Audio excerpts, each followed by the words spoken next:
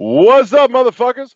We're back with another episode of World 1-1 Podcast. Before we dig into the nuts and bolts, you should definitely find us at our home on Podbean at world11.podbean.com, all spelled out, all one word. You can also pick us up on all your other favorite podcast places like iTunes, Google Play Music, and Spotify. You could be checking us out with all the cool YouTube exclusives, all the cool YouTube stuff on our Fancy Pants YouTube channel. If you just jump on YouTube and you search for World 1-1 Podcast, that's, number 1-1, like the actual show there. So you'll find our channel. We're actually, we've got some cool new YouTube exclusive content coming inside of the next couple days, as a matter of fact. We're launching a brand new YouTube channel only show. We're going to be branching outside of the video game realm, but we're staying inside of nerd culture. So if that's your cup of tea, you should totally join us for Doctor Who Dis. And then you can also check us out live right the fuck now, streaming this recording as we speak on the Twitch channel. That's World 1-1 Podcast, all spelled out, all one word, on Twitch. So make sure on YouTube that you hit the subscribe button and then ring the notification bell like you got a little hunchback and you're in love with Esmeralda, and hit the that follow button right there on the Twitch channel, and then get all the notifications for when you go live, so you'll know when we do shit like this, and the dumb leading the blind, and the upcoming command prompt, and all the other cool stuff that we do. That being said, I am your host, Larry the Bearded Wonder. Joining me tonight is Eddie Backwards Cat V. That what you just said lost my train of thought. But hi everybody, just getting ready for E3 in 2 more weeks. I am on fucking fire tonight. And Kathy Streaming Pants. Yes, I know it sounds horrible and it's not ever going away now. Kathy, me and you both made that face when we both looked at the screen and tilted our head like, what did he just say? The bad part is I did not have us on view, so it would have been great if it had been, because I hold off on showing us until, but yeah. Look, I was just saying, that's one of my favorite movies. I love the Disney movies. I've seen that one so many times, and it just ruined it for me. So I'm glad I could destroy something dear. You always destroy stuff, and that just hurts. It hurts. Fear the Beard, destroyer of treasured memories. Wow. It was just the fact that me and you both tilted our head and looked at the screen. We both locked eyes. It was just like, huh? Well, I mean, that really came out of left field. It kind of just smacked me so hard. And I just didn't. It was kind of one of those like, wait, what? Did they, what? Don't worry, I got a sound clip I'm going to throw in there on the audio version of this. It's just going to match that beautifully for you. Anyways, so let's dig in with, oh my God, video games. What are those? So Eddie, the hell have you been playing? Because I've been playing stuff, but what have you been playing stuff? What I have been playing, well, we haven't did much on Xbox One because I've been playing PS4 and Switch. Because I know they got a 360 sale going on for some games, and I kind of want to pick something up. But shoot, Fable, the anniversary is still $20. I'm like, this is not on sale, so I think I'm gonna wait for that. Because I never got the chance to beat Fable, and I want to. Before I look into Fable 2 and Fable 3. And I don't know why EA still haven't put Army of 2 the 40th day, like their second game. I want that to come on backwards compatibility for Xbox, because that game was fun. And I think I'm just going to already jump in. I'm going to get Spec Ops The Line. I got to restart that from the beginning because I had it on PS3, but I never got a chance to beat it. So why it's only $6 on Xbox, I'll get that. But like really haven't played anything on one. but I will like talk about that next week. But for PS4, beat Borderlands Game of the Year edition, and also beat the first DLC, which is like the assassination of Claptrap or that ninja thing, whatever it was. And it was kind of cool. It was fine. It was a little bit confusing, and that's always been a problem with the Borderlands games. It's like they'll put a point on the map, and you go there, and what you're supposed to do is not even around. So they like haven't fixed that. Hopefully they fix it in Borderlands 3. Like if you get to where they want you to be at, hopefully your objective is able to be seen, so you go ahead and complete it, so you can move on. But I got a more DLC to play on that if I want to get to level 50. But for the main game, I finished that.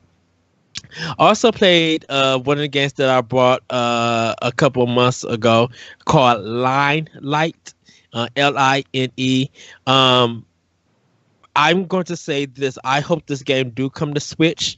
Larry, I think you should look it up and listen to the music. It's a banging soundtrack. It's really nice. And what it is like you kind of control this line. Think of the what are those things that you shake after you draw the line with the knobs? Oh, you mean an Etch-a-Sketch? Etch-a-Sketch. It has that kind of idea of it, but everything is already planned out for you, so you just got to figure out how to get through that section and stuff. And they got a nice, like, really composure with this music and stuff, and it's kind of like very chill. We've got a nice house beat to it, and then when you see these little red lines coming jumping around and stuff, they add like a drum beat drum pattern to it, and it sounds really, really good. I'm like, oh, I'm enjoying this game, and I think it's like only about $4 or $5. I think it's on their digital sale also that they got going on PS4, but I played a little bit of that, and I'm like, this is really good, and I think, Larry, you will really enjoy it. I don't know if it's on any other console. It might be on Steam or PC or anything, but I'm like, just go to YouTube and at least try to check out the music. And if it interests you, I'm like, you might think it's cool to pick up. If it does come to Switch, I think I'm gonna double dip and buy it because I want to hear that soundtrack in my headphones and stuff. So now that I kind of done with Borderlands, I've been thinking of jumping back into Tomb Raider because I want to do all 3 games this summer, like playing back to back to back. And I'll probably do all of that on Xbox One because I got all the games there. But for PlayStation, I'm thinking of hopping also back into Ni no Kuni 2 and hopping back into Detroit Days. Detroit Become Human. I need to finish that game because I'm halfway through it. For Switch, played Phoenix Wright, the trilogy. I'm still on the last one. When they got 2 more cases to do, and then I'm finished with that game. Picked up a game called Coffee Crisis. It's like a 16-bit beat 'em up game, and it has a little bit of RPG elements to it and stuff. But it's kind of weird, like you're fighting people with coffee beans and stuff. It's like a 2-player game. Like, this game is very weird, but it was like $1.59 or something on the Nintendo eShop because I know they got like 90% off of up to 90% off of games on the eShop. So I looked into that game. I'm just like, There's it's some good cheap stuff on sale on eShop right now. Yeah, it really is. Like, it is. By the time you guys hear this, it ends. But I'm like, for 130 games on sale. I'm like, that's really, really good. Well, and the thing is too is that they rotate through. So there's a bunch that are on sale, and every week they add a few new ones, and they drop the oldest ones off. So it doesn't full cycle every week. So the games that are on sale stay on sale for several weeks. Yeah. I think that's why I like every Thursday I look at the great deals. So I can see what is like kind of on sale and what's not. And there's still just some interesting games. Like, there's some 8-bit looking games. that I really want to get, but and I don't know why I haven't jumped in to get them stuff. I think I'm just waiting to do more purchasing on the eShop for games, like the $20 ones, or like I haven't really bought like a full retail game that I could go to the store and buy. Well, probably yeah, I'm probably not besides buying any of those on the eShop. Thank you. yeah, like if the game is physical, I'll go get like besides like Phoenix Wright, I can't buy that physically, so I buy it digitally because that's the only way that Capcom are releasing a lot of their games. Because I really want that on the Mushu. I want that physical, but they're not doing the physical for that. So Bastion's on sale on Switch for like half off right now, and I'm still holding off because I know in my gut LRG is gonna fucking do it because they did it for PSP and PS4. But see, and that's the thing about it. I'm like, I don't know when I should jump on it. Don't get me wrong. For like $750, I am almost okay with like double dipping on Bastion. But see, I have, like I said, I have Bastion on PS4. But if they do physical for Switch, like if Limited Run announced that for E3, and they give us a date, then I'll buy it. I have no problem spending $25 or $40 for Bastion to have that physical. Like I'll do that, but it's just like I'm holding off because I have it on PlayStation 4, and it's just like I know. Yeah, I'm slowly apparently just going to start regaining all of my awesome Xbox Live Arcade library on my Switch. Between pretty much. You've got fucking Limbo, and then Castle Crashers is coming, and that's the one I'm waiting for is Castle Crashers. Oh, I know, dude. Literally just like a night or two ago, Christine was down here, and I was fiddling around on the Xbox. She goes, "I want Castle Crashers on Switch." I'm like, "Well, it's coming, but you're gonna have to fucking wait. So deal with it." But is Limited Run is doing it, right? Or no announcement on physical yet. Just that it's coming to Switch. Okay, because it's Xbox 360 sale. It's part of that. Really? Yeah, it's part of the 360 sale on Xbox One. But I'm just like it's the HD remaster.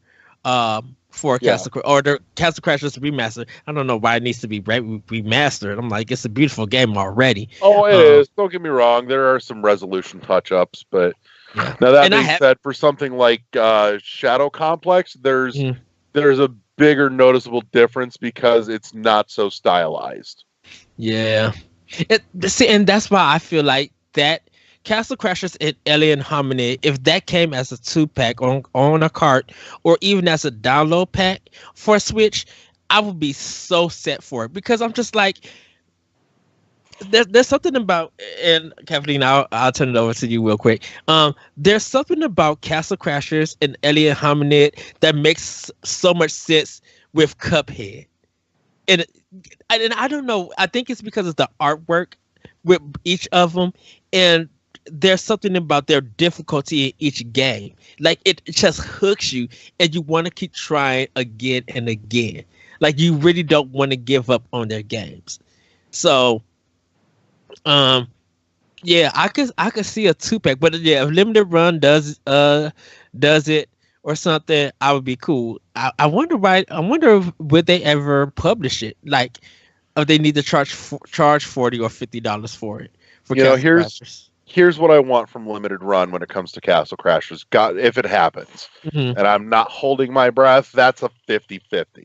Like, Bastion is almost guaranteed LRG is going to do it. Castle Crashers is 50-50. But if they do Crashers, here's what needs to happen.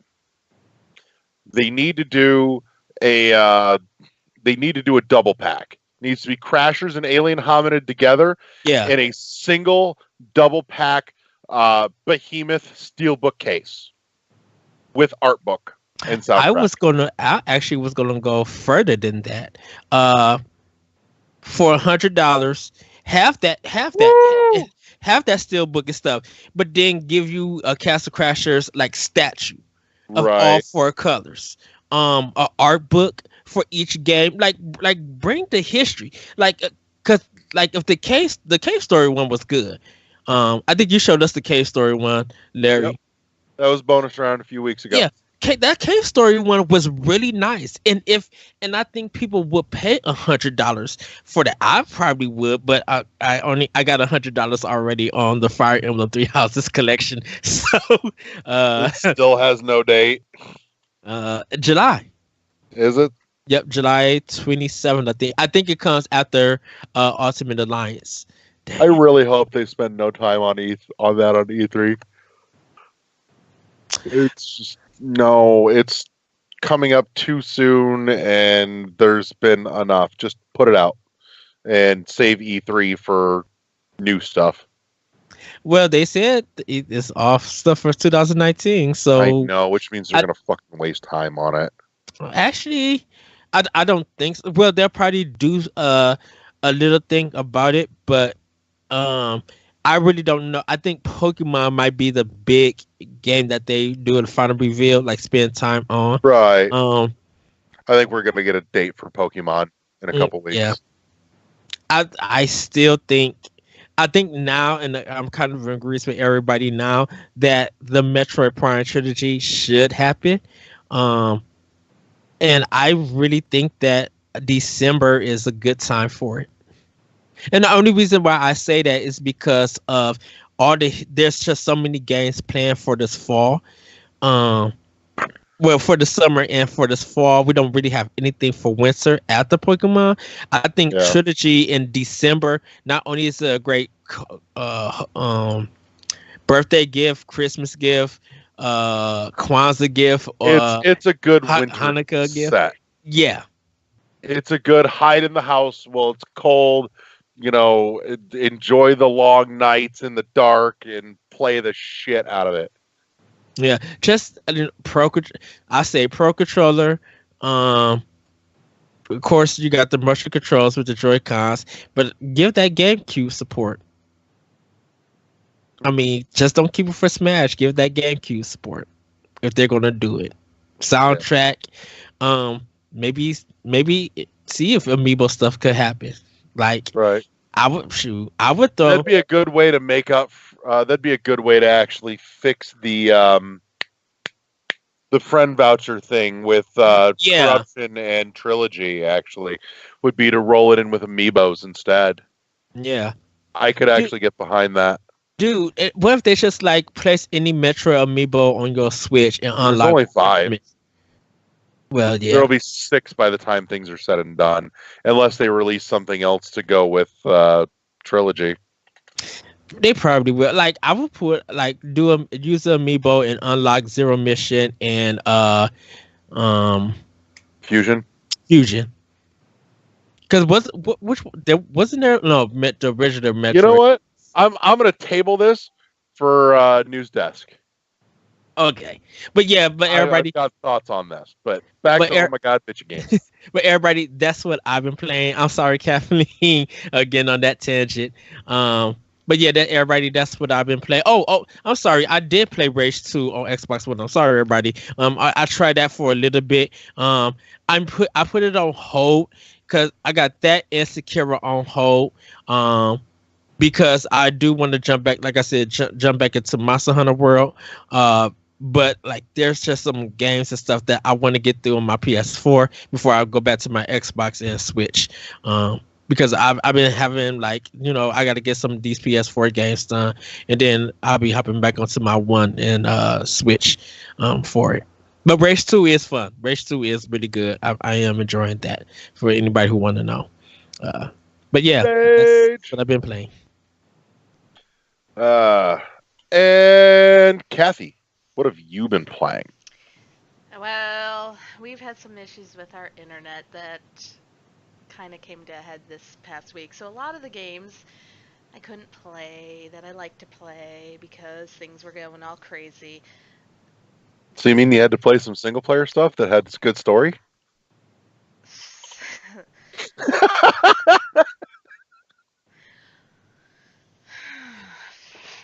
Now I just lost my train of thought. Thanks, Larry, you ass. You know, I'm telling you, just the other day at work, told one of my coworkers who's had some issues with like literally blacking out. I told her, I said, I found your spirit animal. There's a group chat going for a few of us at work.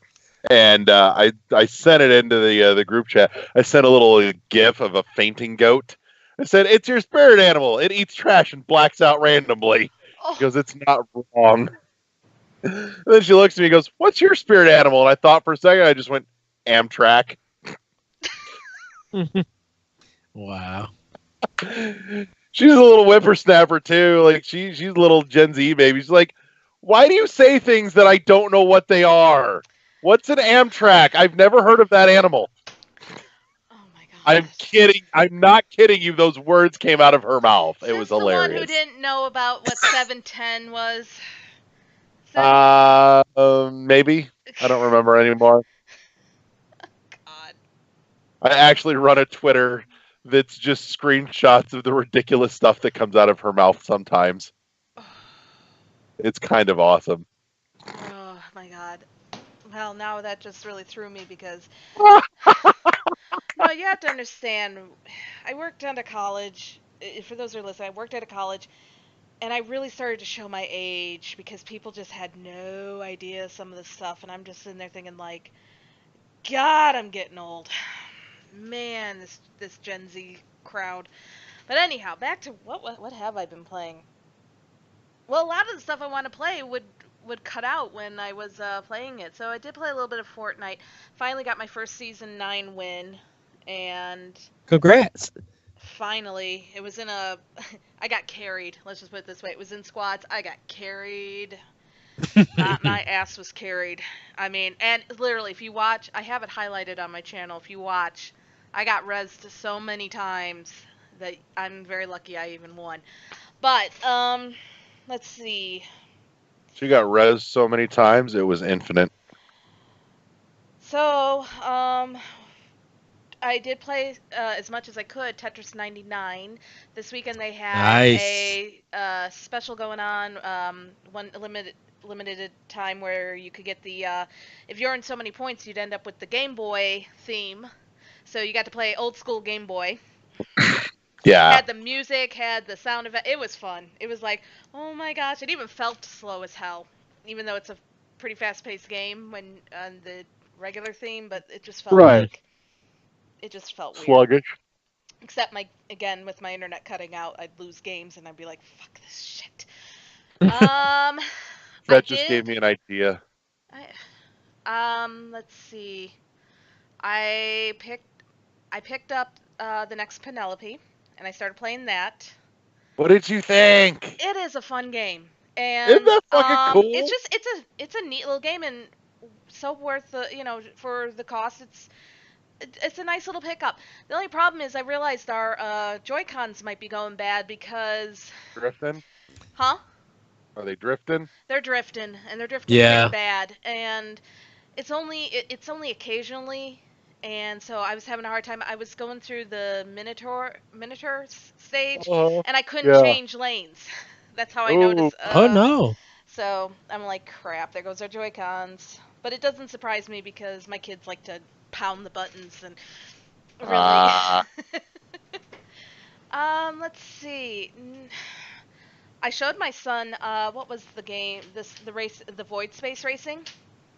yeah. He picked up on the controls like no other. I mean, he's already won like 3 races. I still haven't won Nice. one. I'm like, how do you? He figured it out. I'm like, yep, this is meant for the kids. I knew the kids would figure it out. Right. It's fucking cool for 50 cents, though. It is a great. Again, it's just the controls are. I think Weird. again my with my elder my as I'm aging, I just don't. It takes me a little longer to figure out the mechanics, just a little No, bit. those controls are fucking weird. But he picked up on it, and he's just like he's trying to tell me how to do it, and I'm like, no, not Right? happening. But other than that, I did start playing some more of my mobile games. I played some Plants vs Zombies again. I forgot how much fun that game Yeah. can be. Nice. Wait, are you playing like Plants vs. Zombies or are you playing Garden Warfare? Plants vs Zombies, like the original, like Okay. I got it Yeah, on the that's iPad. awesome. And why is that not on my Switch too? I'm playing it on my iPad. So, and then I picked up a game I used to play years ago, but I decided to come back to it. Clash of Clans. I don't know if you I guys. miss that game. I started playing that one again. I don't know why, but I just But I remember it's a very popular game. I don't know if it's still popular though. it's well, I think it is, but it isn't. It's kind of one of those that's been overtaken by other stuff, but people still play it. So it get new mechanics. I'm trying to figure it all out. Let's see what else. Not much else. I mean, really, just haven't had. Like I said, our internet has just cut in and out so bad. I couldn't stream because I couldn't run like Fortnite and streaming at the same time. I'm lucky I got to play The Witness and stream that on Monday because I was Yeah, but we worried. had a great stream of that though. That was fun. Dylan came and joined us. If you didn't check it out, he helped with a It, lot of the puzzles, and then I really tore through that treehouse. you I went back you and I fucking looked. just ripped that up. I was looking at that. I'm like, holy shit! I got those puzzles faster than any of the other ones. Yep. So, I say you're almost to the end of the treehouse. You've almost got another laser down. yeah. And I think between the treehouse and the quarry, because you Mhm. dabbled in the quarry, you should finish the quarry though. But I think between the treehouse and the quarry, I think you may actually know everything you need to do the town. Okay. Well, we can check it out at some point. But I am definitely getting anxious to get that done because I keep looking at Bioshock and I just want to play it so bad. I know a little bit about it, but I just want to actually experience it. I'm almost What's thinking. what just is your because plan of doing it? Are you doing Bioshock 2 first, or you just playing it the way they were released? The way should they do Like were one. Bioshock.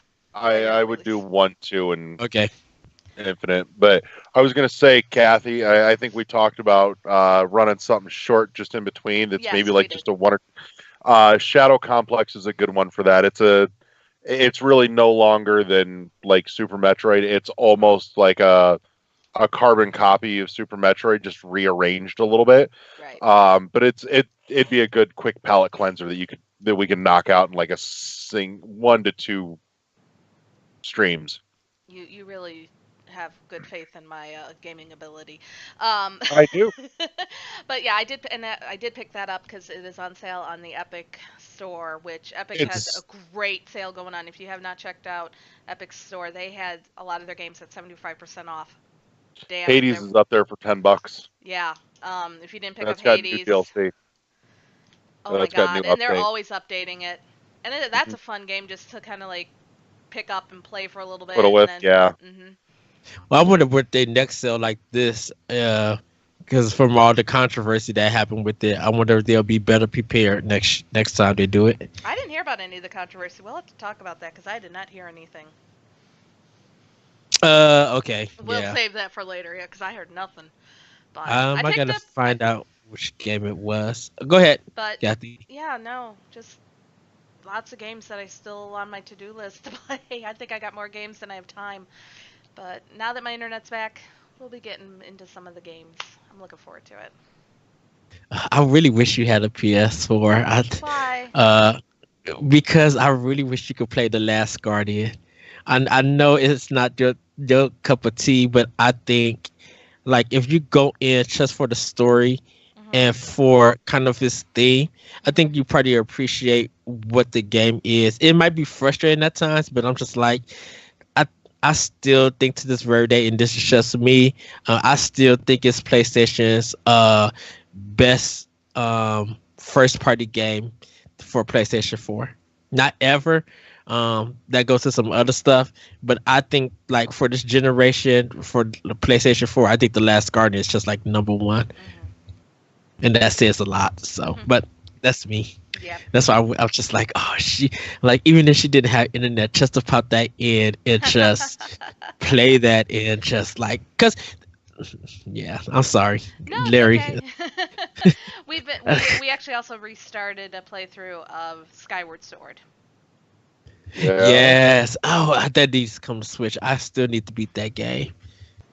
Yeah, I'm not gonna lie. I actually haven't finished Skyward Sword myself.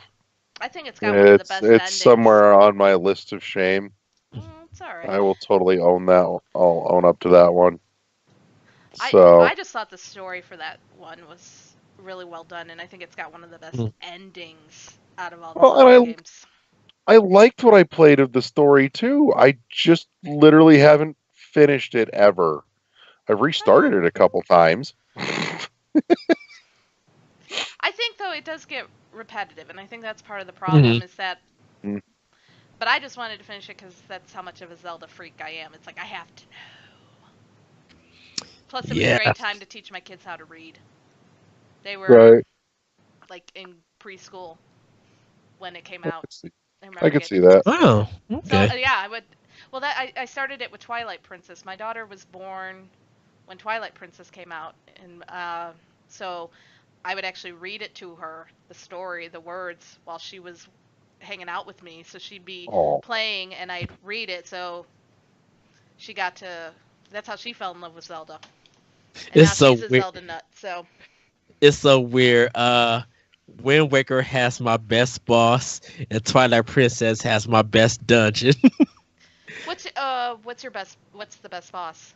'Cause that's um, it's all the ghosts that comes into a oh pig. the Poe, yeah, yeah. Yeah, and when you roll it in and all and all of the, it's just fighting him and stuff. He's Uh, funny.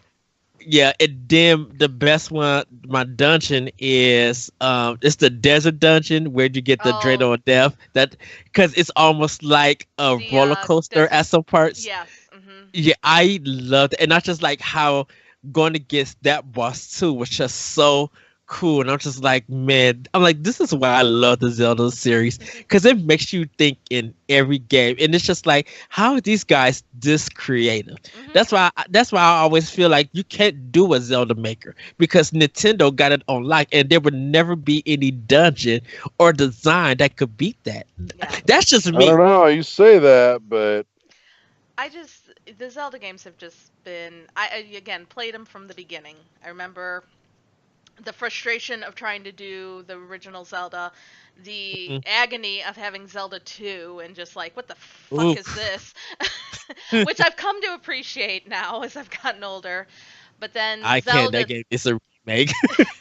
but then Zelda 3 and cuz I was a preteen when that came out. So I remember that one, and I remember that's like I said, Zelda, The Legend of Zelda: Link to the Past. That really was just kind of like, okay, Zelda's pretty cool.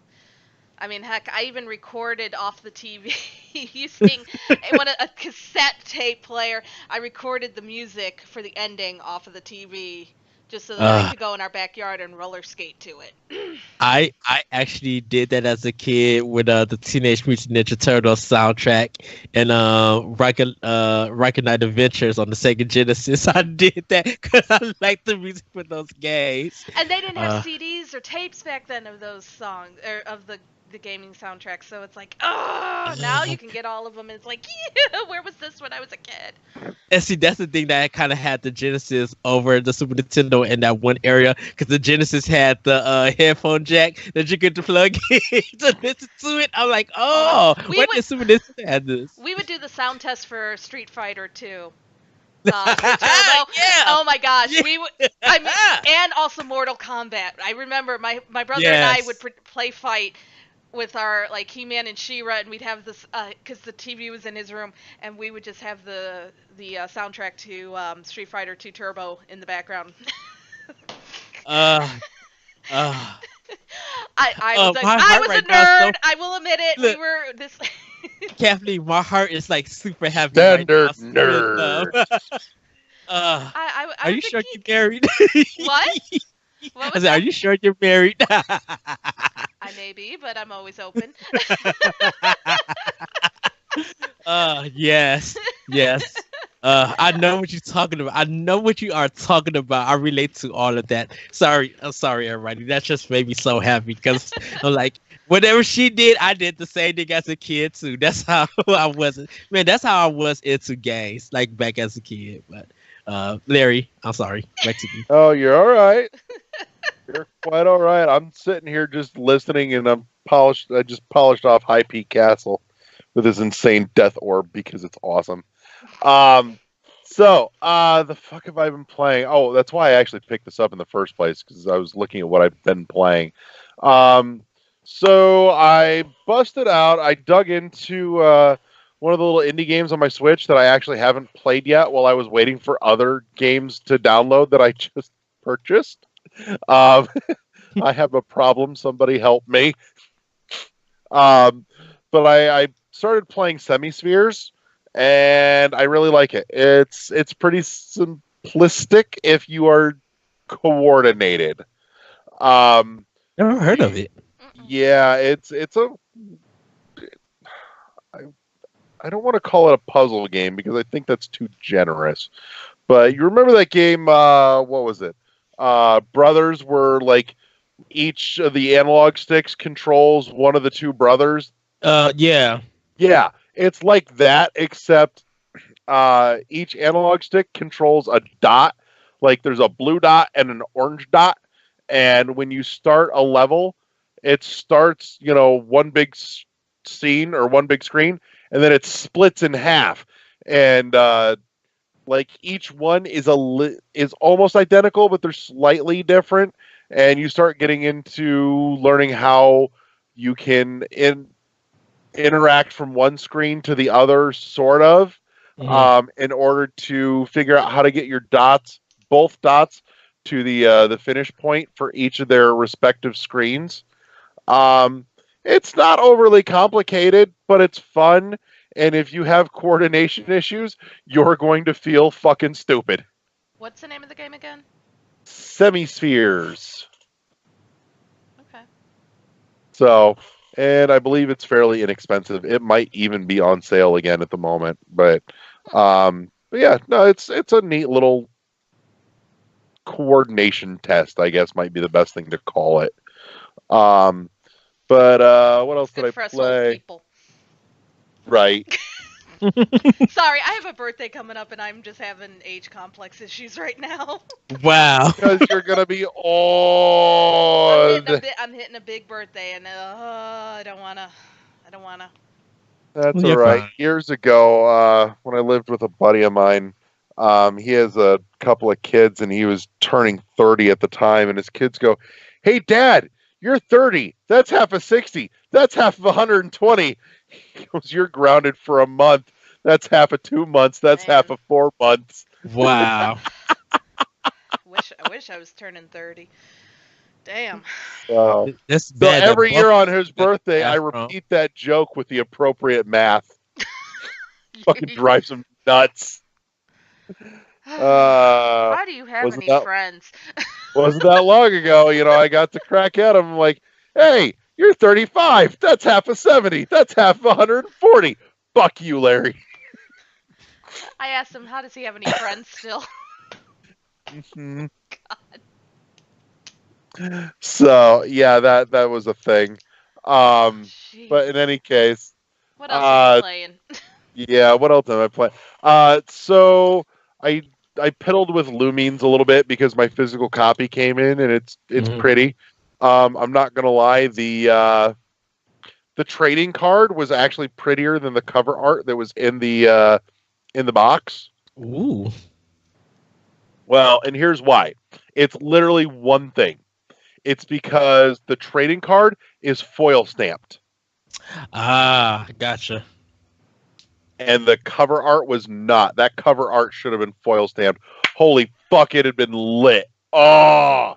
But that trading card is so sick, and I just want that cover art foil stamp. Like, I will pay them another $5 to have them do like if they do a run of just that cover art alternate foil stamped, I'll pay another $5 for that. It'll look that good. Could they sell it like that? They could. I mean, they're selling like the alternate covers for the Best Buy releases from LRG, because they've got some of their games are getting limited stockings at Best Buy, and the ones going to Best Buy have different art covers than the ones being sold direct from the website.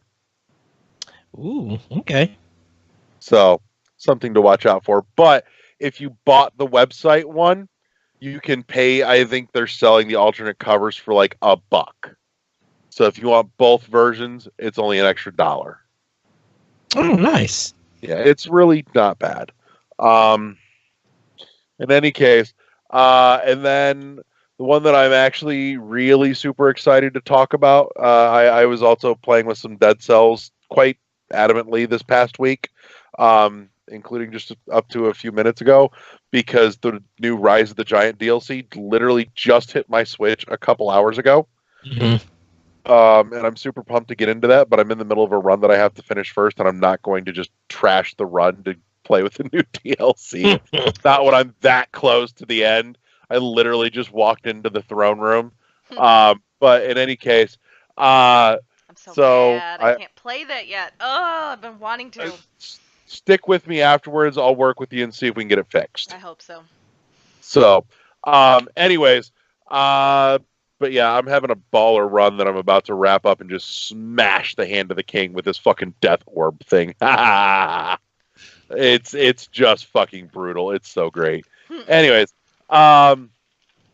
so, but the other one that I'm super excited to talk about is I picked up one that I threw on my wish list on eShop a couple weeks ago, and it was on sale, and I'm like, you know what? It's like $6.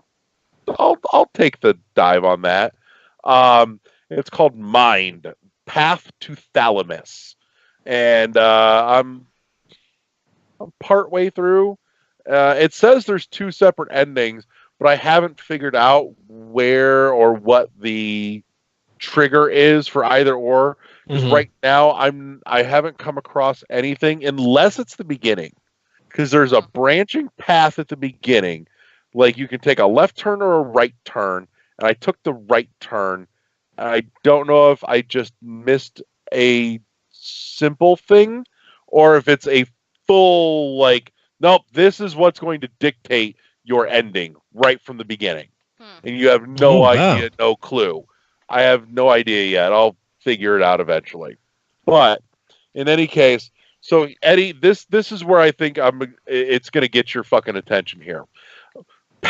Mind Path to Thalamus is kind of like if somebody folded up Rhyme, Witness, and Shape of the World into one game.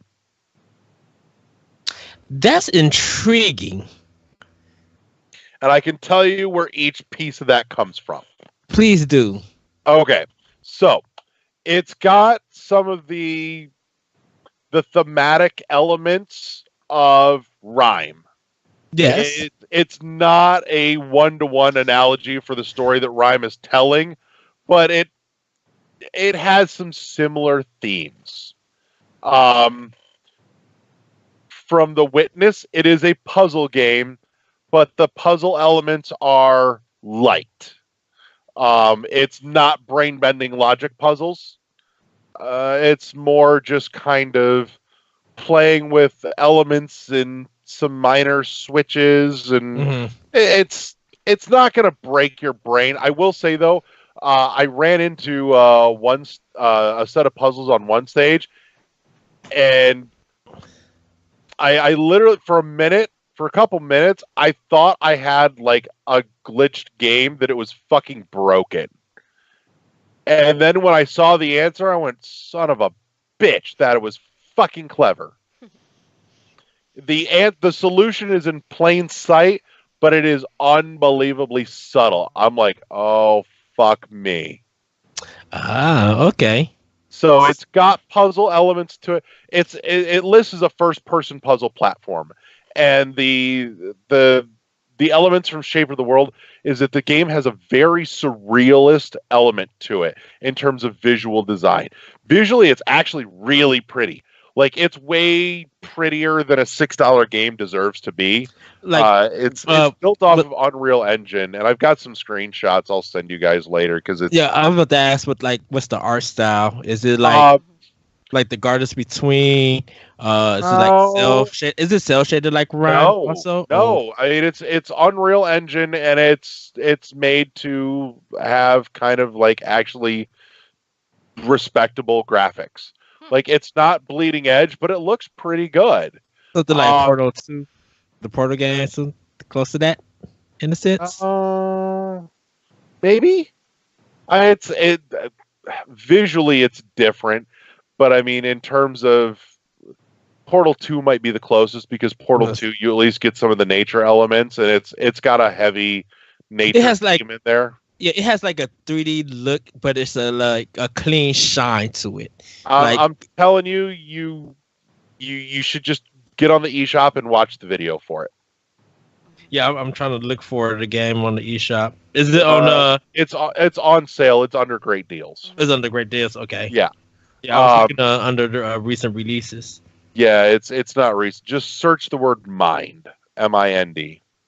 But in any case, but yeah, it's got this really cool surrealist elements to it that just jump out at me. I'm like, that strikes my fancy in all the fucking right ways.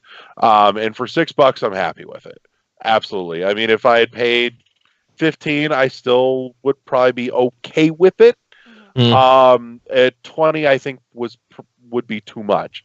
But at the $6 I got it on sale for, fuck yeah. I'm actually thoroughly impressed. It scratches all the right itches for me. It's puzzly, but not like mind-meltingly.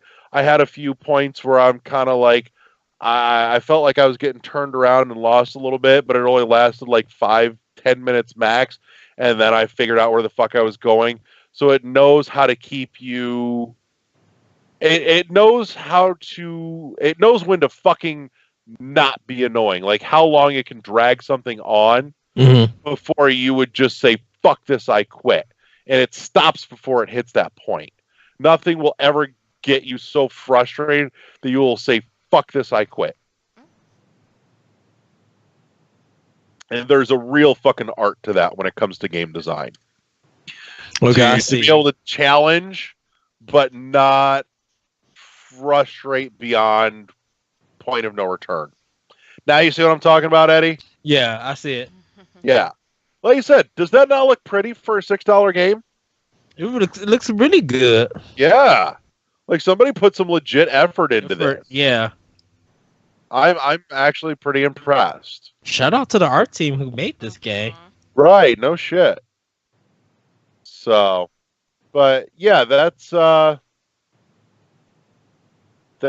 what's shaking in my little corner of the world.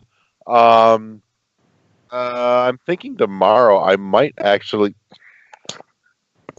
Yeah, I'm thinking tomorrow I may actually pick up my 3DS. I still need to get my 32 gig SD card from my buddy, but in any case, I think I might pick up my 3DS, fiddle with Samus Returns a little bit because it's been a while and I really want to. So yeah, that's probably on my to-do list for a little bit tomorrow.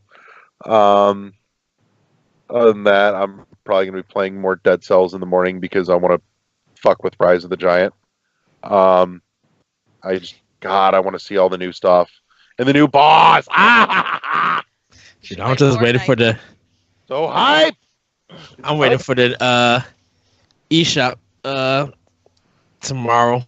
By the time we're doing this recording, I think there's some new arcade archives that's coming out, and there's a shooter on there.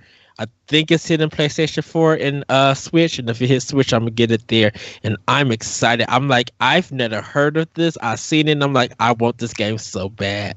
Oh, speaking of upcoming releases, by the way, there is one on the coming soon list on the Switch eShop that's caught my attention since you mentioned stylized stuff. Called We the People. Check out the preview for that. That looks fucking cool. I think it's all about the French Revolution. Oh, it looks awesome. I think then they did announce that a couple of months ago. I don't know, but it looks cool as shit, and I want it. So that's a thing. And so for anybody listening, you should check out the preview for We the People. But in any case, that's what I've been playing, and I think we'll wrap this section here, and then we'll be back in. You want to call it 10 minutes? Sure. Yeah, we'll call it 10 minutes.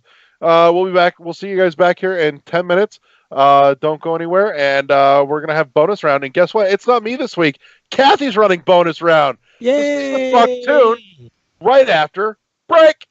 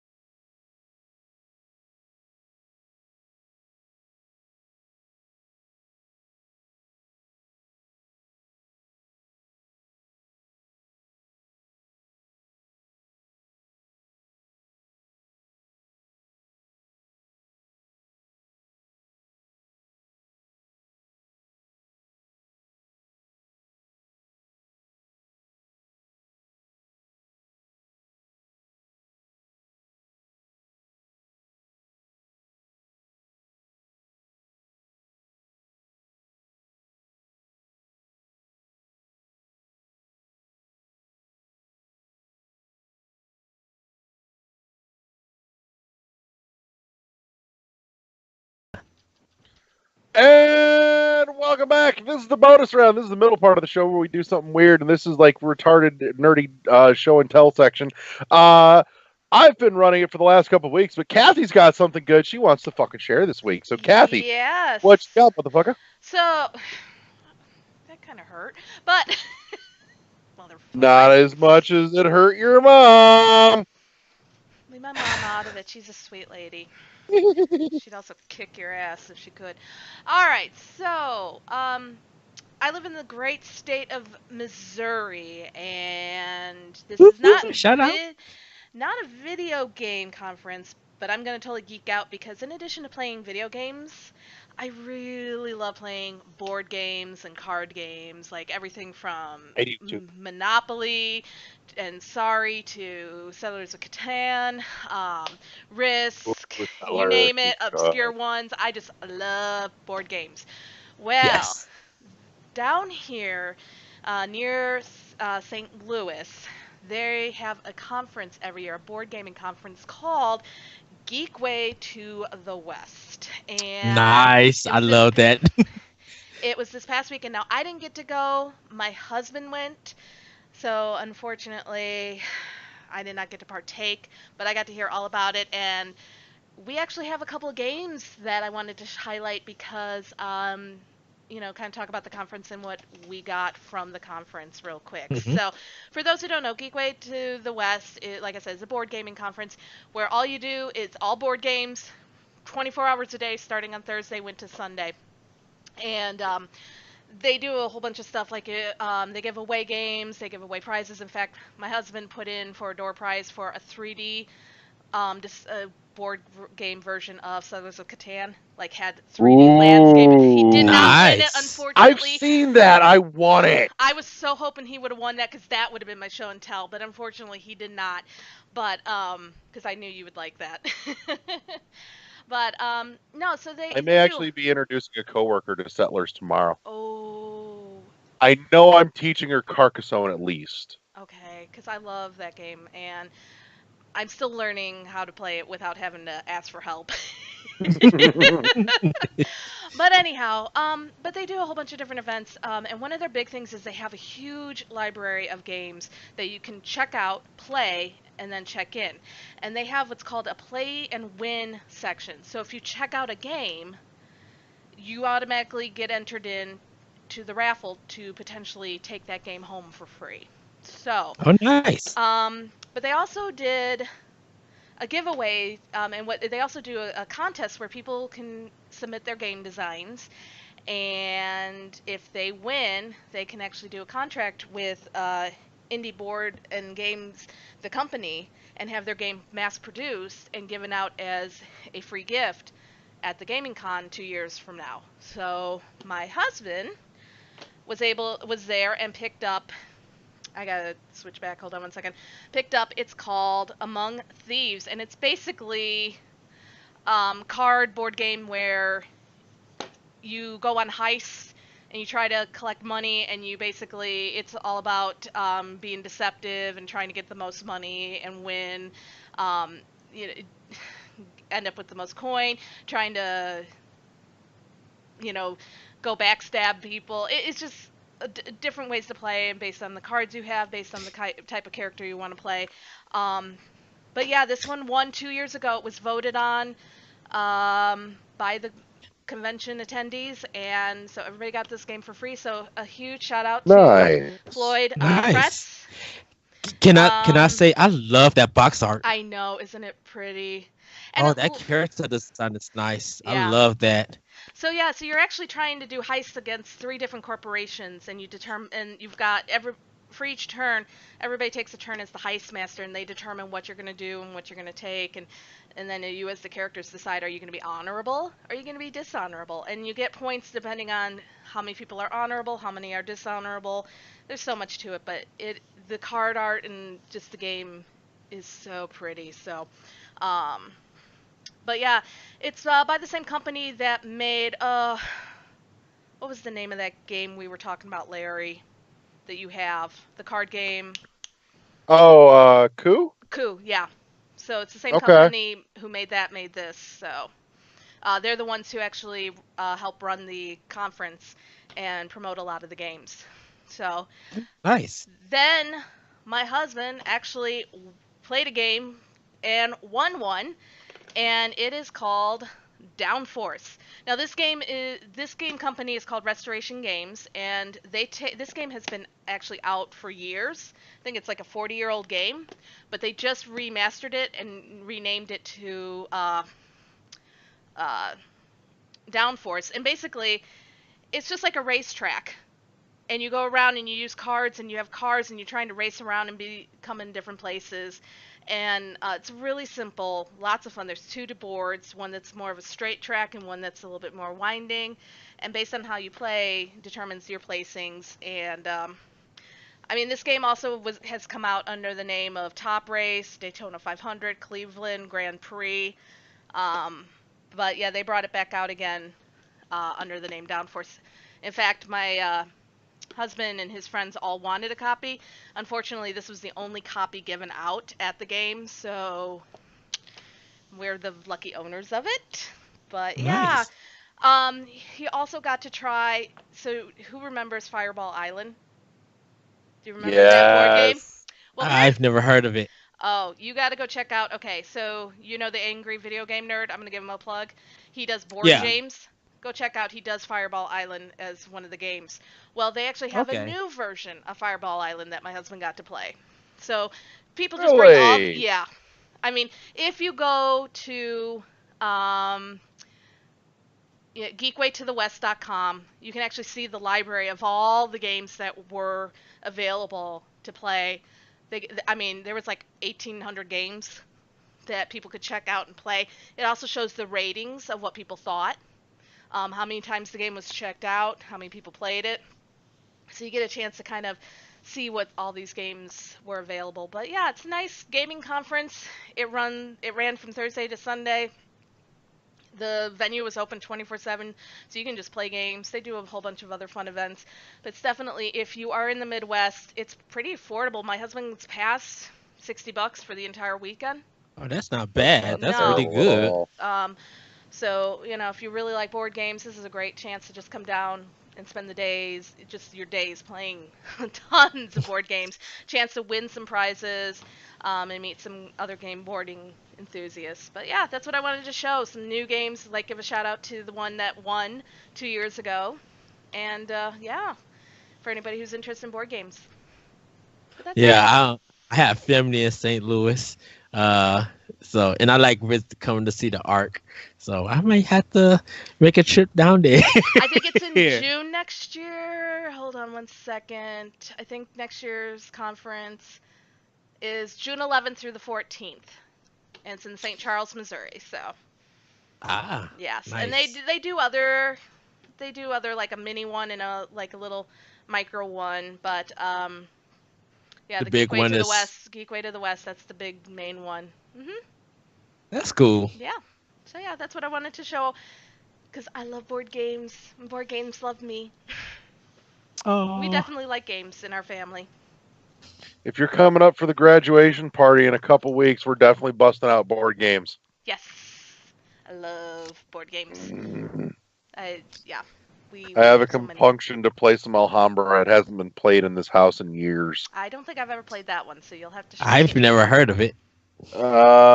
We've been sitting on a copy for quite some time, and it's barely gotten played. Like, So I'll have to totally like refresh myself on all the rules and shit.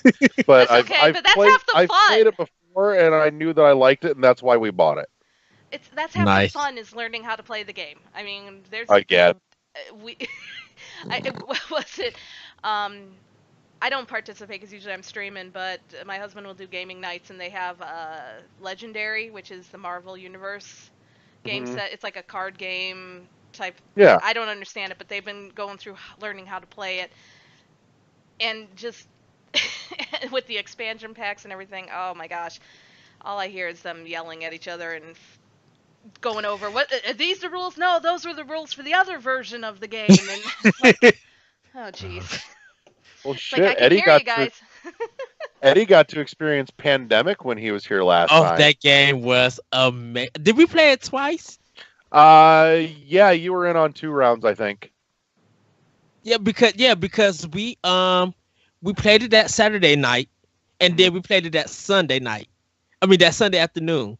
And Yep. Pandemic is it was the expansion, right? We weren't playing the we were playing the legacy version. The legacy version. Okay, yeah.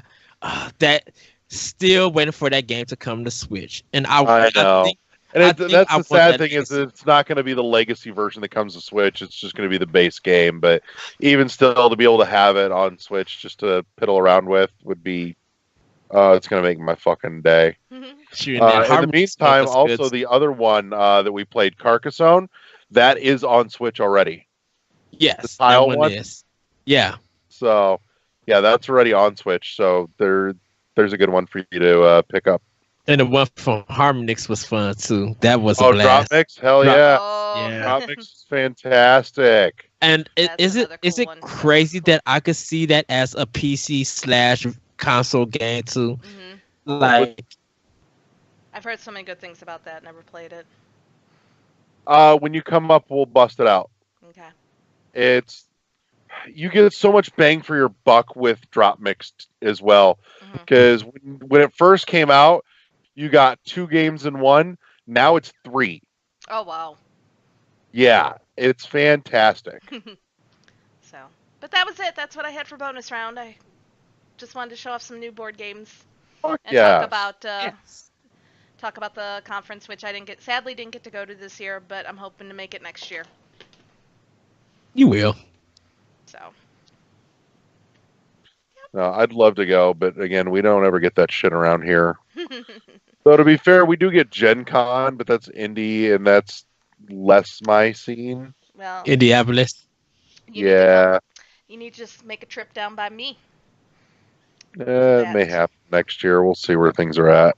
I'm hoping they have the pinball convention here. That reminds me, awesome. I gotta take you over to the wall of pinball. The wall of we pinball. We gotta make that happen. Yeah, I didn't play pinball as a kid, but I've always respected pinball. Like I always considered it as part of my gaming and stuff. And then every fun. Dang. I had it on video games. I had the original. I even have a little mini Star Wars pinball game that my son has.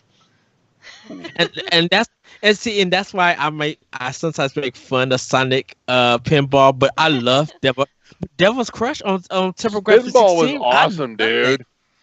It's you can't mix you can't mix Sonic and pinball together. Yes, you can. If you can mix Mario and kart racing, you can mix Sonic and pinball. Sonic makes sense because he spins into a little ball. It makes sense for him to be a pinball. But the controls for Mario were bad. But I still love that Pac-Man mixture. Playing Pac-Man and pinball together. We're not talking about this without talking. We're not talking about this and not talking about Metroid Pinball 2. What? That was fuck. Metroid Prime Pinball was awesome. No, Shut the hell up. It was too. Can I say I've never played it? It was one of the things I just didn't see around here being sold.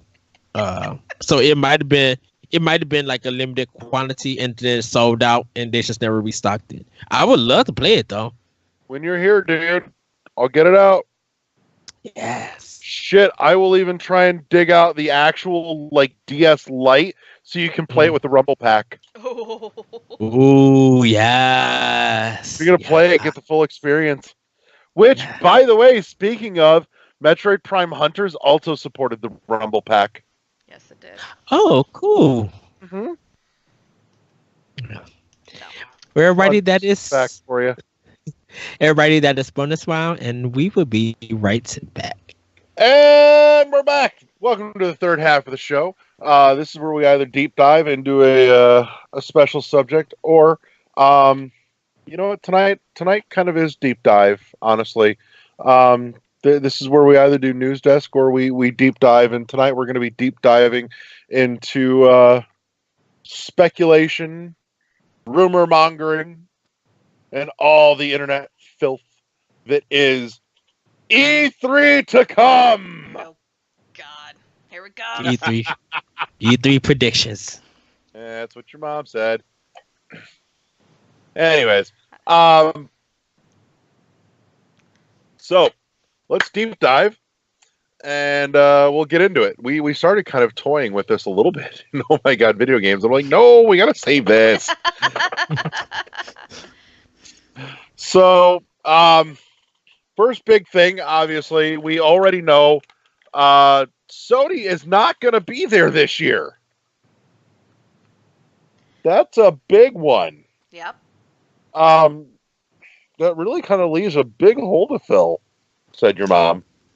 I don't think it does, but I guess for some people. It's just unusual, and It is. But at the same time, again, Sony may not have anything they want to show, and they don't want to run into just showing fluff and just doing something to do it. If they don't have anything to show, why bother going? And because they've been doing that for the last past Right. E3s. True, but again, I still say it goes back to the whole debacle with Blizzard and the disappointment that was felt at their last big showcase that they had.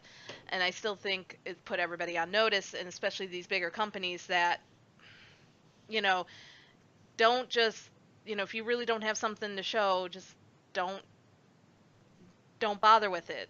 Wait until you have the big announcements, and E3 will still go on, and you'll still, especially when you're one of the big three companies, so Sony, Microsoft, and Nintendo. Really, they can afford to kind of take a step back from E3 and sit it out, because they have other ways of getting their products out to the public. When Nintendo has been showing all of their cars, and they keep telling people we're only going to talk about this. So if y'all have any expectations, then don't get upset and mad at us after we tell y'all what we're doing and what we're going to show you. And that's why Nintendo is, again, Nintendo setting the standard for how presentations and how E3 is going to be handled in the future by these three big companies, by the Holy Trinity. So I think, and I don't think Sony was prepared for that. And I think, again, Sony kind of took a look at what Nintendo's been doing and realized they don't want to look like the idiots. And, continue to look like, they're wandering around like, what? I mean, and again, not that Sony is, it's just these big companies need to figure out the new marketing strategies with the way, the video game industry is changing. In other words, well, I would say this: Sony can't show movies anymore. Right. They gotta show actual game. Yes. Because, and this even goes like for Ubisoft, a little bit for Microsoft, not so much, because Microsoft sometimes does show actual gameplay, but sometimes some of the stuff still feel like this is a movie and this is like already pre-made. So it's just like, you guys got to show what we're going to see on our screen. And people want to be able to play it. And that's the thing. I think that's where we're moving into now with this generation is, don't give me what's to come. Let me play it. I want to be able to play it. You can tease all that stuff before E3. E3 should be where I'm playing the games.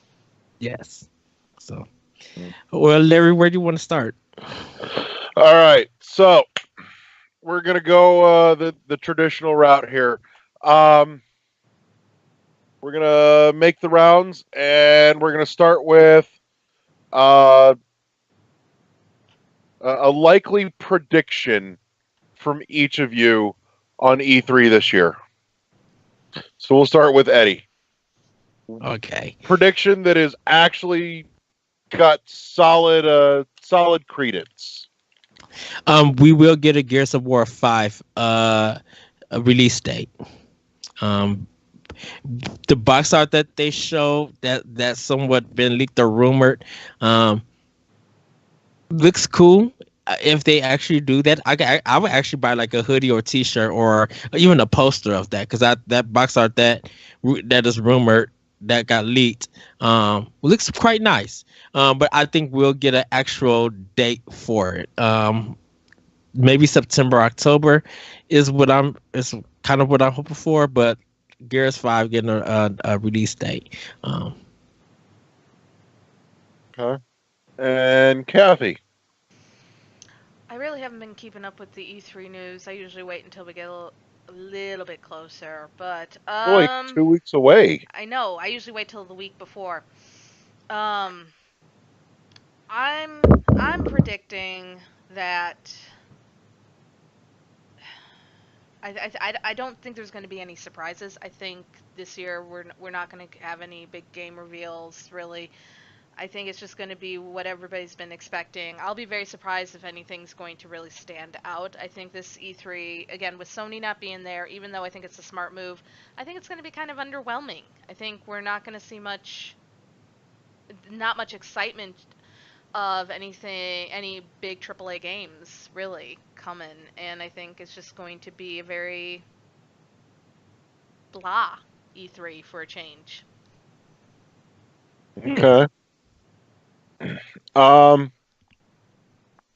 don't think it's going to be blah, but I do think that we are going to see multiple stealth, like right now drops in pressers. I think Microsoft and Nintendo are both going to stealth drop at least one game with a trailer, an announcement, or whatever, and then at the end of it, available now. That or they'll do some demos. I think we're going to get a couple of full games that have just kind of been lingering and we haven't gotten any info on. I think we're at least going to get the Hollow Knight treatment again this year on something. For indies, I could see that. But what if they be like, hey, Fire Emblem Three Houses demo available now, like that kind of demo release or something, right? Or Shadow Drop, right? I'm honestly thinking that I don't know what Nintendo will stealth drop out of their presser. I'm trying to think. No, I know it would be a good one, and I don't know if it's ready or not, but it wouldn't surprise me because it's just been in the wings for so long. Is fucking King Knight for Shovel Knight. Oh, okay. That's been how long in the cooker?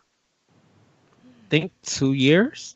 I think this is yeah. I think okay. 2 years for DLC. I'm telling you, I'm feeling it. This could be the time because the Amiibos. Yeah, because the Amiibos even got pushed back, and I don't even think they got to announce a release date or anything. On the Xbox side, I'm thinking we might get an available now or like a coming next week, possibly finally for Ori. Because that looked solidly ready to roll last year. I might have to disagree with you. And only reason why I had to say that is I don't know if you was looking on Twitter that someone at Moon Studio they had posted like hiring a level no, that was Santa Monica for the level designer, but they was doing some hiring thing. I was going to say I know they're not hiring a level designer because we know the level designer. Well, yeah. But it was something else that they was asking to hire at Moon Studio. So I wonder if Ori, I want to agree with you, Larry, but I think it's that posting that has me kind of worried at the moment to see if they're pushing it back to add more content, or because if that does happen, I'm down for it. Or they could be doing that for DLC. Who knows? I don't know. I at least expect. There's no way we don't get a date for Ori at least, though. We have We 'Cause have to do. Swear, I scoured it. I apparently fucking hallucinated it. But I swear last year we got a date on Ori and then it just disappeared. But apparently I fucking hallucinated it. Yeah, we didn't get a date. But yeah, it's a big if. Like I want to agree, but I want to hold off that agreement until I actually see it like a release date. And if it is, but that hard thing, if that hard thing was for DLC content for Ori, I completely agree with you then. Because that's my the will of the wisp. Like I think everybody is ready for that game. Mm-hmm. Oh, I'm so Reggie Fils-Aimé on this. My body is ready. And it's made of meat.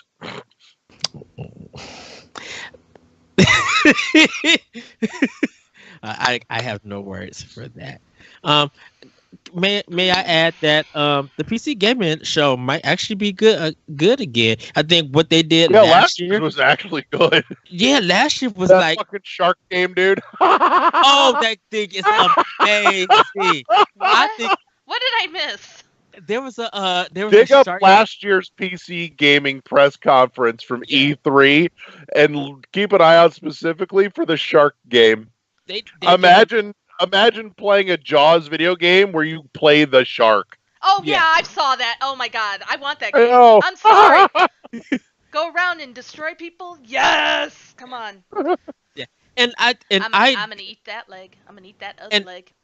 What I actually liked about that PC gaming one was, you know, them switching to the host and also talking about tech in games like the chips and stuff. But when they went to the female co-host, like she was talking about some stuff in sales and everything and breaking stuff down. I really like their dynamic, and I really hope that they come back and do that again. And if she wants to interview people and developers and stuff, and be like, hey, this is on Epic, this is on Steam, this is on good old games, like whatever you do on your PC, it's available. Like I really liked her as a co-host, and I really enjoyed that show. Like, and they kept it at 2 hours, I think. Like it moved fast, and I'm like, they got it. This is what the PC gamer show is all about. I think they locked it down last year with a format, and plus, I want to play. There were some games on there that I really hope come. That I really wanted to come to console, and 2 of them are coming to console that I can't wait for. So hopefully they show some games and they be like, yeah, this is coming to Switch later on, or like in the Nintendo Direct, and it comes to like Xbox One. So. Yep. All right. So, microphone keeps swallowing. Sorry. Yeah, I was gonna say, get that fixed. Fix your fucking microphone, motherfucker. Be nice. I am being nice. No, you're not. Oh, I am. That was mean. No, mean is things that I do to people's moms.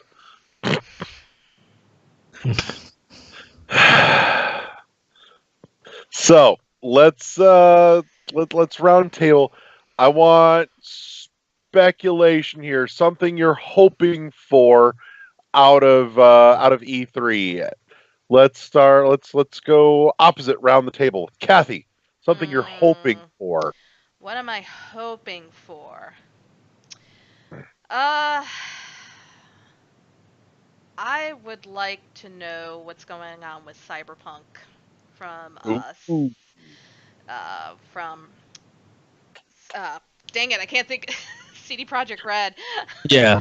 I'm actually okay if that game never comes out, so long as it just pops up with the trailer every once in a while, so I get another round of Cyberpunk memes. I think they. Those are great.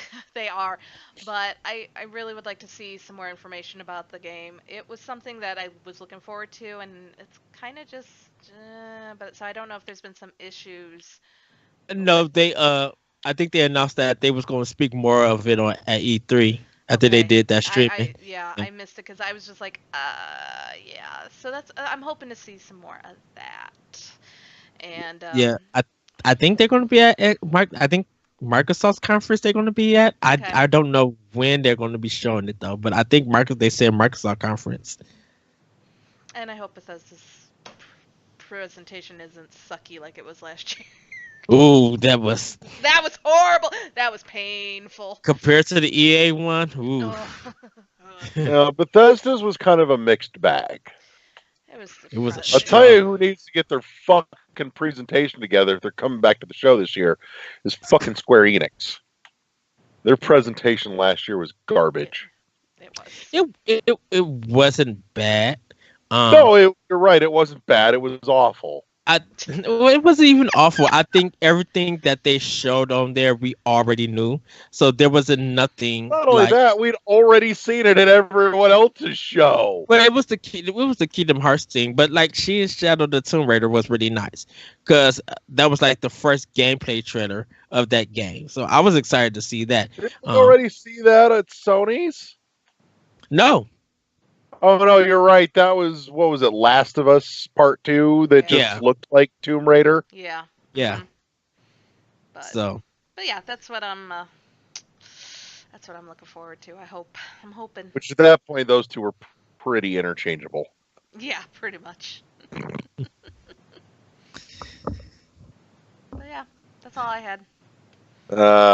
Eddie, what are you hoping for? What am I hoping for? So sorry about that, everybody. Got a lot of hopes. For Microsoft, I kind of do hope that they show off their new system and give it its official name. Yeah. I don't know if I'm ready for a release date or anything, but I just hope that they show it off, like the design, and give it its official name. And hopefully they announce that your Xbox One controllers are compatible with the next Xbox. I think that would be really cool and like really worth like people who invested in Xbox One like to really like save money on controllers. But if the new one looks really good and people enjoy the new one over the Xbox One controllers, then yeah, I can see that happening too.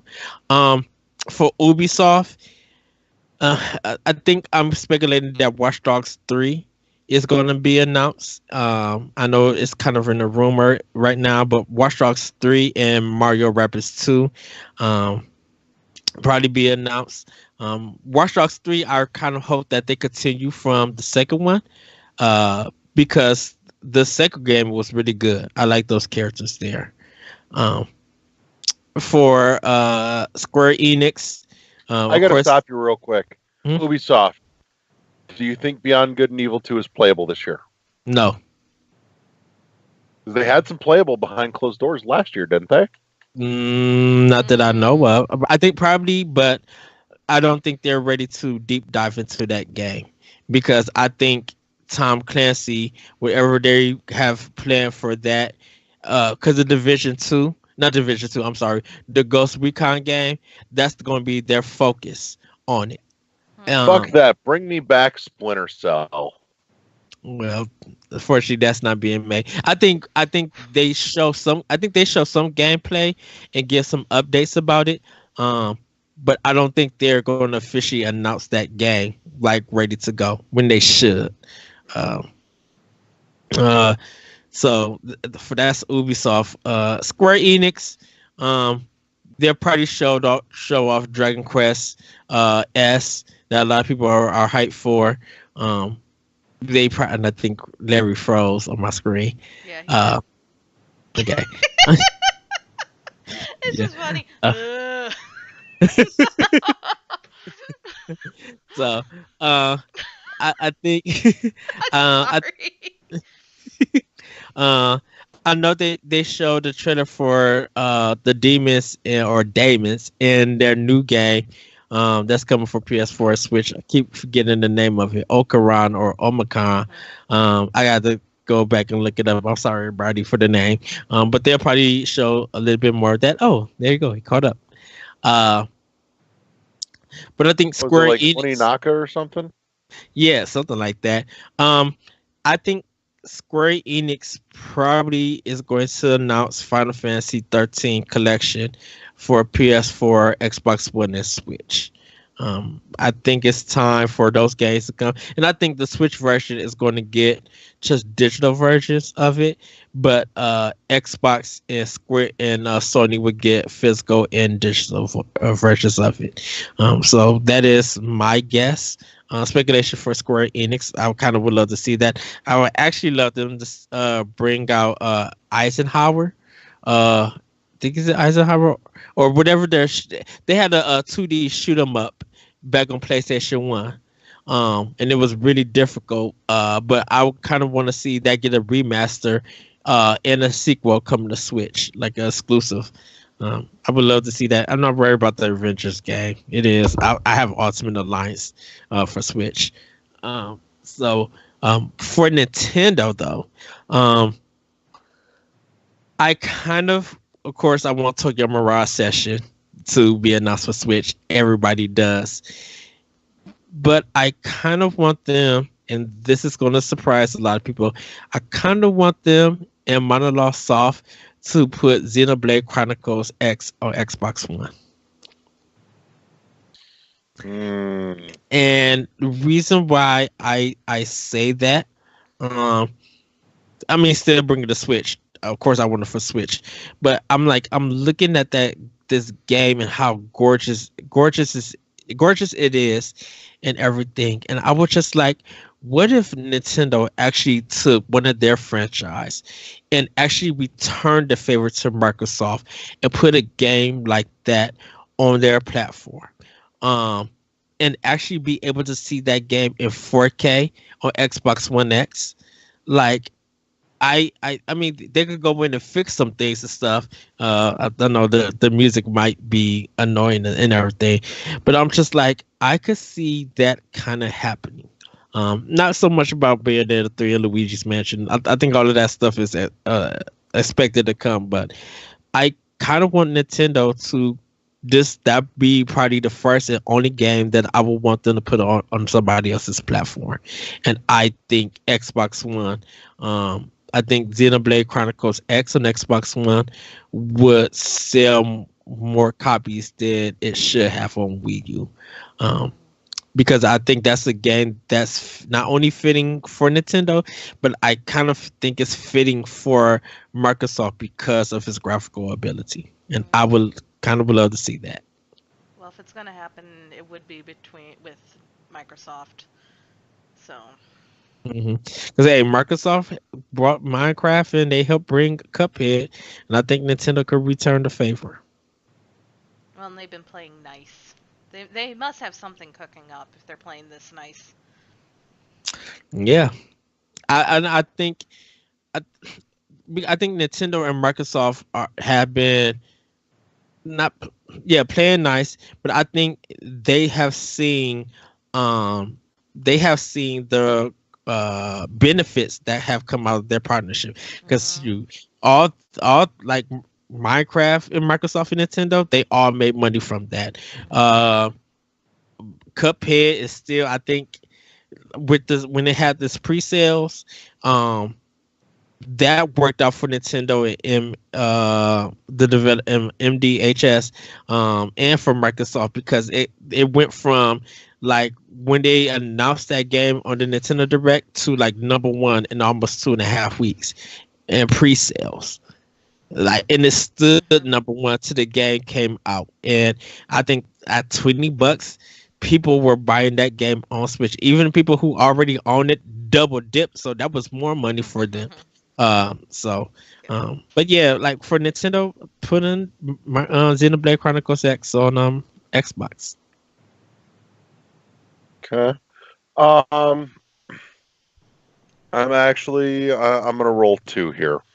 One. Oh, before you go, Larry, I'm sorry. Digital Devolver.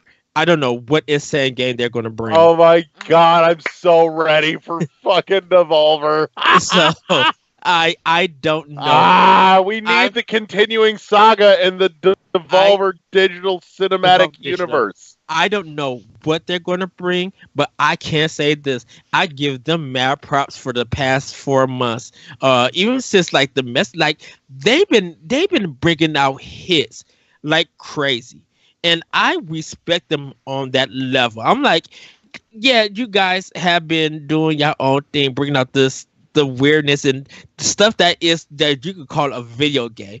But I'm just like, the Messenger has been a hit. Katana Zero has been a hit. Like a lot of stuff that people, I think Hawaii Shakedown is from Devolver Digital. I think some of their stuff people have now finally paid attention, because it's just like it's sad and it's crazy, and you guys took a risk on these games and people have been eating it up. So I think people are going to pay attention to this conference and to their weirdness. What they're going to bring, I have no idea. I can't predict. Dude, it's their weirdness that got everybody's attention in the fucking first place. Yeah. And they stuff did, but like they've had the best press conference last 2 years running. well, yeah, they could have the best conference, but they games weren't getting noticed. And I think these past 4 months with the games they're been releasing, they've been getting noticed a lot. So, I shout out to, props to them. Shout out to them for whatever they're going to bring here. I think people now are going to pay attention to them. So that's something I just wanted to get out. Limited run games, like we talked about earlier. I don't know what they plan to release, but I will be tuning in. I don't know if they're going to do video or if this is going to have a press release, like just announcing things about the day or something. But I would love video again. Okay, I actually wonder what's been up with Nicholas though. Still, I wonder why they haven't been bringing out anything. I think Ikaruga was the last one that I know that they brought out. But no, they've been doing some digital stuff. I get their PR emails.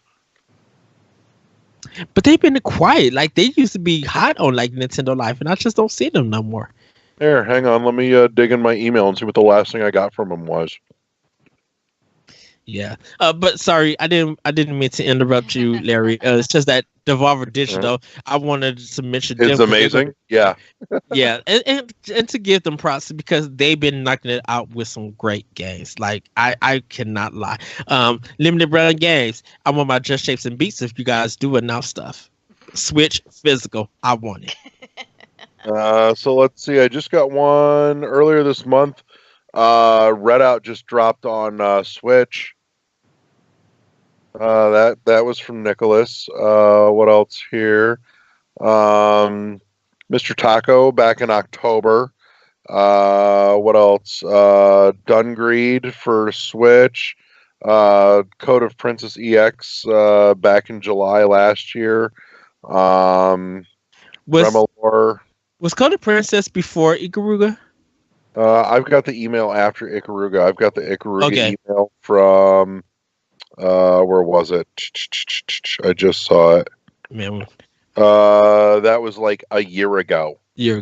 I think that was my first pre-order for Switch. It might be something else, but when they announced that month for Switch, I'm like, pre-order right now. I'm not playing. Y'all don't fool around. When it comes to Treasure, I do not fool around. Have you gotten to play Ikaruga with your Switch grip yet? Yes, I did. Isn't it so comfortable? It's amazing. Like it literally is like it's hard. It's hard to play that game without it, in a sense. Like I can still play with Xbox and with the Pro controller, but putting that thing in on the Switch grip, like this is arcade heaven. You need to download Shoot and Switch too. Shoot and Switch is awesome. You need to download that. And I think it's on sale. I have to look it up. Okay. It's dirt ass cheap and it's awesome, and it's another vertical shooter. Yeah, huh? It's actually really clever. Yeah, Switch returned it to my Switch has kind of become the 1990 arcade shoot 'em up SNES console for like games, because there's a lot of shoot 'em ups. There's stuff from Japan I've never heard of on Switch that I'm just like, I need to buy this. Thank you. Oh, but go ahead. All right, so I got two here. One, I think we get an announcement of some kind of cross partnership between Microsoft and Nintendo, Okay. because we know they've been talking and they're playing nice with each other. Mhm. I'm thinking maybe there's like some sort of limited version of Game Pass or something coming to Switch. Okay. Because Lord knows they've been dabbling with streaming games versus on hardware and things like. I think something along those lines is coming. Okay. That or alternatively, barring that, the ones that I could seriously see Nintendo talking to Microsoft and arranging a deal in terms of IPs with beyond just Cuphead would actually be Ori. Yeah. Okay. I actually agree with you, Larry. I think Microsoft might be working with Nintendo to get their adaptive controller to work on Switch. Yeah. Maybe. Mhm. No, my gut tells me that they're doing something high level in the background. Oh It's yeah. like a massive partnership, Yeah. blow your mind announcement. It's gonna rock. It's gonna rock the other. Yeah. It's like Sony's gonna be like shit. I think it's. And I think a big part of the reason is because Microsoft is looking at it as a way to finally break into the handheld market Yeah. without having to put their neck on the line to do it. Right. So Yeah. I can see that happening. And Nintendo has been so successful with handheld consoles. Mm-hmm. Mhm. That would actually be a great partnership. And They're cooking it. Yeah. I mean, cause like Microsoft is really, they're still doing their hardware stuff with Surface tablets and probably their own computers and stuff. But their platform has like they've been pushing their platform a lot and working that platform. So like if they could do some stuff with Nintendo like that, like spreading their platform, like xCloud and stuff and everything like that, I think it's gonna be just like Gangbusters, yeah. yeah, like Microsoft is winning. Like when you are a company that's not only working with Nintendo but Sony at the same time, you guys are winning. Yeah. And my other one I'm going to throw out there, at the risk of setting myself up for disappointment, my gut tells me that there's going to be Metroid news somewhere in Nintendo's E3 this year. It may not even be their press. I don't know if they're going to stealth it in Treehouse or if it's going to be in the actual direct. But it's been just long enough that they're going to do something. And it's either, I don't know if they've had Mercury Steam working on a follow-up for Samus Returns, because that's been a couple years now. That'll be 2 years this year since Samus Returns came out. 2017, yeah. Yeah. September. And Samus Returns had that tease at the end for the Fusion remake that they had originally pitched to Nintendo the first time around, and Nintendo said, yeah, no, but do this instead. And so I could see the possibility that Mercury Steam has been quietly working on the Fusion rework. That it's going to be one of three things, because I know what it's not. We're not getting shit on Prime 4, and I'm okay with that. Yeah. Because, like I said, there's three things that can happen here. It's either going to be Mercury Steam busts out the Fusion remake, and it will be on Switch because they're done with 3DS. Yes. I can't possibly see Mercury Steam doing that on 3DS. There's not a chance in hell. Right. 2, they announce, you know what, it sold pretty good, and we've polished it up. Here's Samus Returns on Switch. I could see that one happening. Okay. Now, that would be the drop. that would be the shadow drop right there. Yeah. Yeah.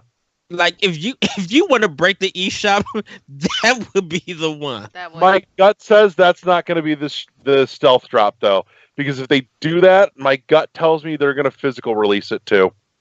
There's no way they do a Landmark series digital only. If they do it, they're going to say it's coming sometime by the end of the year. Well, I Not think necessarily. can I tell you? I really think they should. I think it just needs to be digital, because like, are you ready for a physical version of that game? Oh yes. All day. I Just put it directly into my blood. it's another amiibo. It's a Pro controller that has to come with it, or a Joy-Con. Nope, it won't happen. But see, They're not gonna do anything controller for Metroid until Prime 4. But see, this is the thing about it. Like, if they do that, they've already got working amiibos for Samus Returns. Are they going to have Europe have a better version than us again? I think they're going to dodge that debacle this time. I think they're just going to do if that's what happens, I think it's just going to be a straight standard physical. But I don't see any way. I don't see them taking one of their landmark flagship series and doing a digital only for that. If they do, yeah. Because I would be cool if they do a shadow drop of that being digital, and then be like, but if you want the better version of it, wait till August 5th or something like that, and here's a collection that you guys can pre-order or you guys can buy on the 5th if you want to. But if you want to play the game now, you can play like the 3DS version on Switch for each. Yeah. So what's your third? The third variant of this is that with the delay of Prime 4, they announce and date trilogy for holiday season, probably December. Yeah, that's what I'm thinking. And if they do, I'm thinking we see because we started talking about this. I think we see 3 new Metroid amiibos. I think we see a dark suit, a light suit, and the corruption suit Samus. Yeah. The dark one is from Prime 2, right? Dark suit and light suit are Prime 2, and corruption suit, or the PED suit rather, is from Corruption. I could see that. I can see that. So, or completely out of left field. And this just popped into my head. But yeah, totally out of fucking left field. We get a port of Other M onto Switch. And you know what? I would buy it. And that's the thing. Too. That is not out of the fucking realm of possibility. I'm letting you right now. I would buy it. So I would literally buy it. I still think out of that year when that game released, that is still my game of the year. Like, story aside, I loved it. The story was the only part of that game that really fucking hurt it. It played a ton of fun. Yeah, the story is confusing in a sense because there was just a lot of unleft threads. Well, yeah. But I'm just like, this is the Team Ninja that I love to see, because like I've always argued, if you go back to Ninja Gaiden 1 and Ninja Gaiden 2 back on the Xbox, in fact, I think they're both backwards compatible. Go deal with that difficulty in those camera angles and think that's fun to play. And then go play Other M and be like, goodness, they got action right. I almost wonder too. The likelihood is that if Steam is working on something, if Mercury Steam is working on something, it's going to be either the Samus Returns port or the Fusion remake. But somewhere in the back of my head, I think that they've been pegged already to finally do Dread. I think that's going to be Nintendo's go-to studio for 2D side scroll for that for that series now. The game that they've been personally working on, is it out yet? Mm-hmm. Because I think And I would just say this: I think Mercury Steam working with Nintendo, it was so out of the box, but they proven themselves. Mm-hmm. Like they gave the respect back after Lords of Shadow 2. Like you don't go from a game that people have trashed you about and then get mad props and respect and love when you work with one of the biggest video game companies in history. And then Yeah. bring out a product that everybody thoroughly enjoyed. Like it's on people's game of the year list. Like that's crazy. You go from there to Metroid, and it's just like if anyone who's going to handle the series for portable is now Mercury Steam. That's crazy. And I think Mercury Steam is in Mexico, right? I believe so. Yeah. So But yeah, no, I my gut tells me though if it's Mercury Steam anything, it's either going to be Fusion remake on Switch or it's going to be Samus Returns port to Switch. And honestly, it could really be a complete coin toss on either of those for the simple fact that one, Samus Returns is basically just a matter of up-resing and polishing the shit out of it for HD for 720 1080, because the resolution on the 3DS is just not going to blow up well.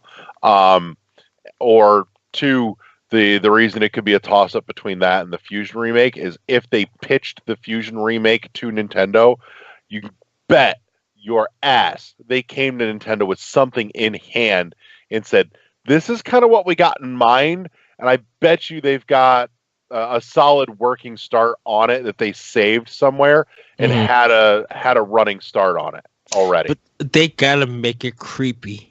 They gotta make like Fusion is a horror game, and I'm all for this. Like, I mean, it was difficult, but seeing that that other Samus walk in, and you were just the like, SAX, yeah. Do not play that song. Do not see me.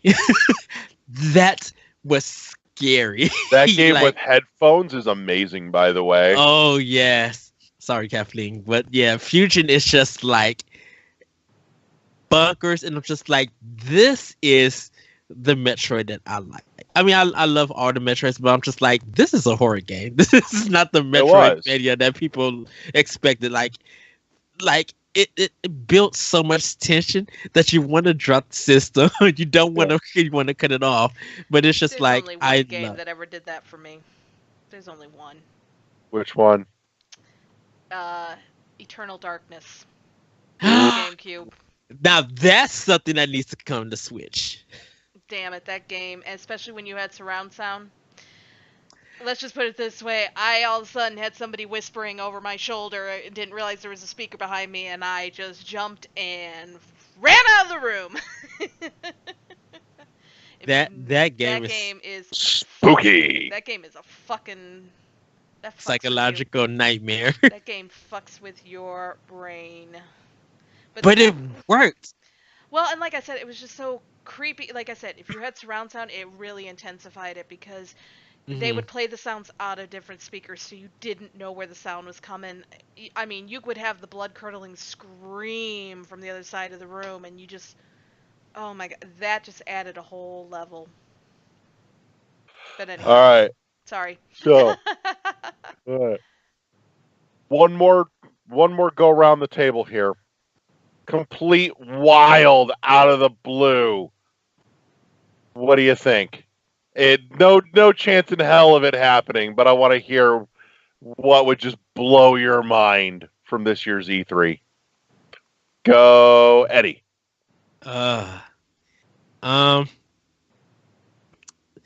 Okay, so my out there like crazy prediction. I think this is going to sound so weird. I think Insomniac is going to make a game for Nintendo Switch. Okay. Do you think is it new IP or is it an existing that they managed to? Okay. New IP. If they was doing something existing for it, I think they would work with Microsoft to get Sunset Overdrive on Switch. But for a new IP, I'd be okay with that. For a new IP, I would say this. Insomniac has never published a game by themselves. They've always needed another higher developer to do it. But I think this would be the first time that not only have they Insomniac is making a game for Nintendo, they're publishing it themselves. What would two of the biggest platform makers, like just in platform gaming in general, what can they create? Like, what can Insomniac make specifically that could only be played on Nintendo that doesn't need Nintendo's involvement and will really sell games for that system and actually prove that Insomniac is worthy of their name? Because I'm not saying that their games are not good. I'm not saying that, but I'm like, do something on a Nintendo platform that has no one else publishing the game. You guys develop and publish it yourself, and let's see if it stands up to it. That's my wild speculation. All right. Kathy, what about you? We are going to finally get Elder Scrolls 6. Like, actually get Elder Scrolls 6. Where it's located, what the game title is, and a little bit more of a timeline of when it's coming out. Not going to happen, but I would love to see that. That's part of... Sorry about that. I'm going to hurt you. I ordered a new mic stand, everybody, so it's I'm coming. gonna fucking hurt you, Eddie. My mic stand has been ordered. That's coming. I agree with you, Kathleen. I think that's wow. I think that'll probably be like next year. Like, you know how they did like Fallout, how they do like that's the main talking point thing. If they don't do it this year, I think they'll do it next year. Yeah, I mean they already showed that it's in development, but I would love to see, like, I would love for it had been, that was just to kind of throw us all and they're ready to go. It's coming out this year because, god damn it, Skyrim has been around way too long. Exactly. I mean, don't get me wrong, great game, but it's like, we need a new Elder Scrolls. And we need it's time to crazy time to retire Skyrim. People are still playing it on Switch. They're still playing it. I mean, hell, I'm starting it over again. They're still playing it on their fucking toasters. Can I make one last speculation that Walmart releases another spoiler? That was great last year. No, I'm calling it this year. It's fucking Target. And Bethesda was shady this year with Rage 2 because they made fun of the leak thing. I was just like, wow. At least they made... that was kind of the cool thing, is they owned up to it. And they at least made a good joke out of it, yeah. They didn't get too up in arms about it. All right. So, I have the single most wild, out of left field, out of any of this. Total what the fuck moment. But they're in seeing an opportunity and seizing it from Facebook and current meme culture, from one of the newest, trendiest memes around the internets. An old series makes a return, and it's going to jump genres. We're going to see the return of the Romance of the Three Kingdoms saga. We're going to see it come back, and it's totally jumping genres. And again, they're going to, in order to bring people into their series, they're going to capitalize on the latest meme craze on Facebook. We're going to have Bromance of the Three Kyles, and it's going to be tower defense, but it's going to be drywall defense.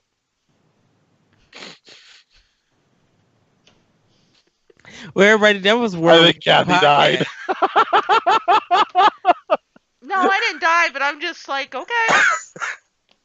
Look, That's what I want. It needs to happen. I need Bromance of the Three Kyles Saga Drywall Defense. I'm getting tired and I'm getting loopy, and I think it's time for me to go to bed on that note. Yeah, I was about to close the show. I'm like, well, everybody, that's World War One podcast. Thank you for joining us. Check us out on Twitch, Twitter, Podbean, YouTube, and all that nonsense. Have a great night. I'm out. Peace. Peace.